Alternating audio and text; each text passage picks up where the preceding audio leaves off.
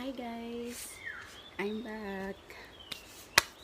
So, gihimo na ko ni nga video guys kay tungod lang sa ko ang gibate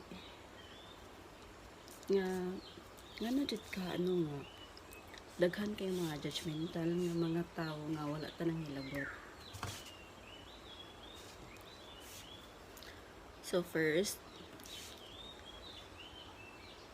ako guys is minyo ako sa una guys. So naminyo na sa big-otro karon. So daghang tao nga daghang nanglibak sa ato ang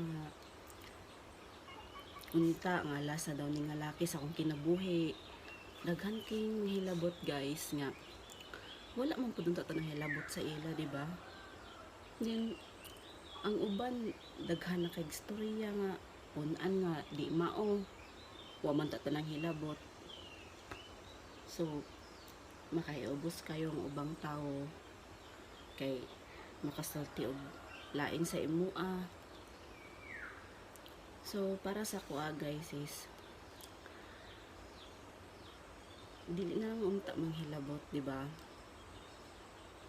Kay daghan tang mapasakit na mga tao.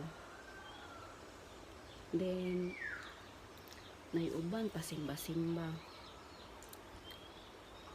pero waday gisod sa utok nagpas efreto nga mosimba pero manglibak gihapon, di ba? So daghang mga tao guys nga mo judge sa imo nga wala man ta ka nang hilabot, di ba?